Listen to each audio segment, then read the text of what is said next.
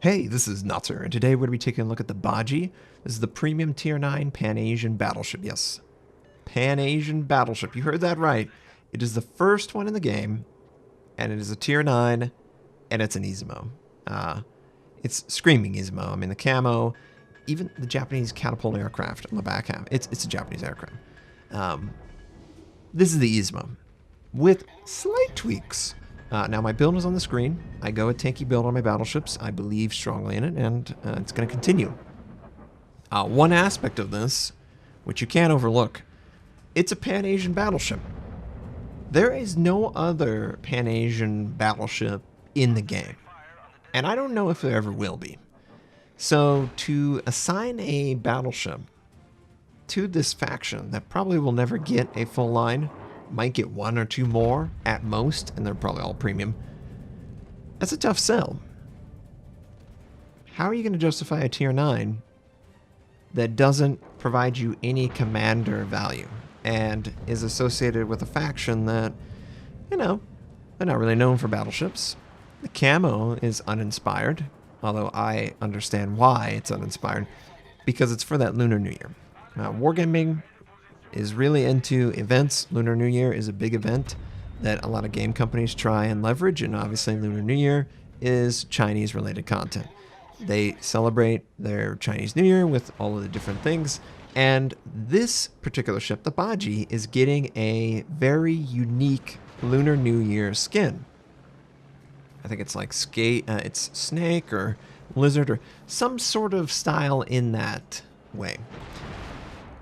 That's pretty much the idea for the ship. Get it ready to sell in time for Lunar New Year, and for there to be maybe a bundle deal with that premium camo, and be at it. It's a premium Izumo. You know, be happy.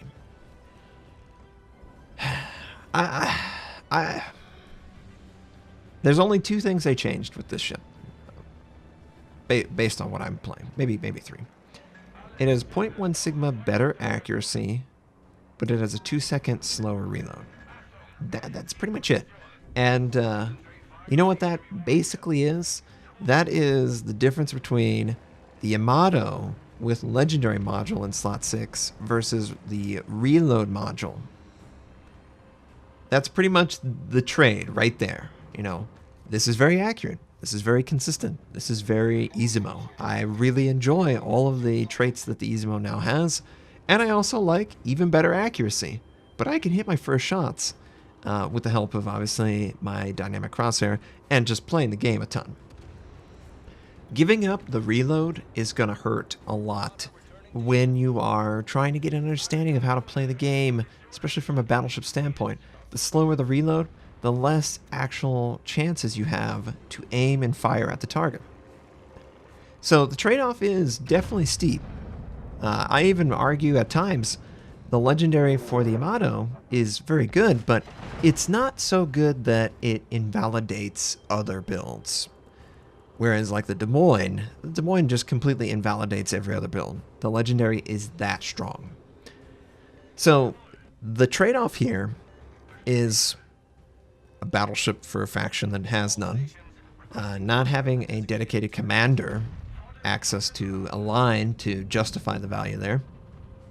It's a tier 9 premium Izumo, which for players who enjoy the Izumo, of course they're going to enjoy a premium version of it because they can grind out income. So that's pretty nice, and having access to this Lunar New Year skin that I don't know exactly when it's going to hit. It's going to hit sometime at mid-January, maybe late January. That could be exciting too for people who are into the more eccentric camouflage that they've designed for the game.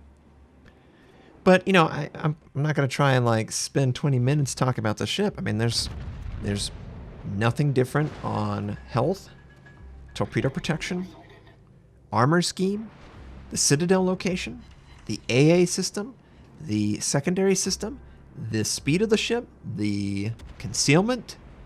Everything's the same as the Izumo. And you can get the Izumo just by playing the game for free. And I think everyone likes free.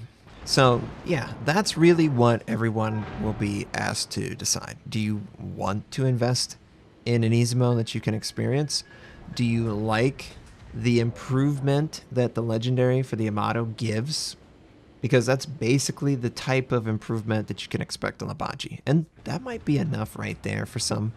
Not for me, but for some that might be like, hey, that's great. That's all I need to hear. It's better in my book instantly than the Izumo. And if you're someone who's really into Izumo, there's absolutely players out there that love the Izumo. It's just a quirky, weird ship. It has good traits, good penetration. You will be drawn to the ship, and I think the premium camo that might come with Lunar New Year, I don't know exactly when that happens, but mid-January or end of January, that could be the selling point too. I don't know how this is exactly going to be available. That's really throwing off my value scale. Clearly the Izumo, get it for free, so that's hugely valuable. This is not going to be free. This is a tier 9. This is a premium. It's going to have improved credit income potential. This is also, it's kind of funny that we get a premium Musashi and a premium Izumo. You know, the Japanese basically get both of their tier 9s in premium format. So if you like one version or the other, you can do that in a premium way and make good income and, you know, progress. I know this game is expensive to run, especially getting into it. So any and all tier 9 premium battleships that you can get your hands on, there's a lot of people that are super excited for that. But, you know, it's an Izumo with a little bit better accuracy with worse damage per minute. There's nothing else there. Hell, even the camo looks identical. So yeah, I'm playing the ship knowing full well exactly what it is. I like that, but I'm hesitant about the cost that is associated with it.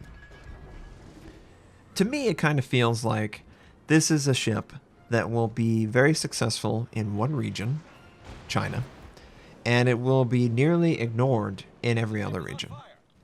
It just doesn't have enough justifying that I go out and spend whatever currency on it. Ooh, very nice broadside. But man, those accurate shots are something to behold. And oh, yep, we're dealing with number 3 gun rotating the opposite direction. This is something that the Lenin doesn't need to deal with. The Nelson, they have all forward-facing guns. If that was the one change they made, they just made the number 3 gun forward-facing, I would just be like, straight up, this is better. Because it doesn't require that awkward number 3 gun. I can understand why they didn't make that change.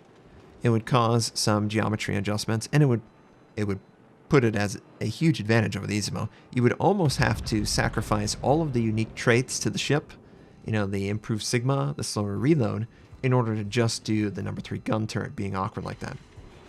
Very, very nice. Every single time I pull a trigger in this ship, I'm like, man, this is good. Man, that shot's going exactly where I need it. You know, ooh, we're getting a citadel there, you know. Very confident, very, very confident that this ship is going to perform exactly what I want. So, you know, it's a super solid tier 9. There is literally nothing to be disappointed by if, for whatever reason, you don't have an Izumo, or you're looking for another tier 9 premium, or your first tier 9 premium, and you know, you like battleships, you like Izumo, and you're maybe considering, or maybe you just like, you know, the more eccentric camouflage. This is going to get it. This one is getting a Lunar New Year camo. I think it's in the style of a snake or a lizard, something like that. It looks pretty cool. It is definitely in the Lunar New Year aesthetic.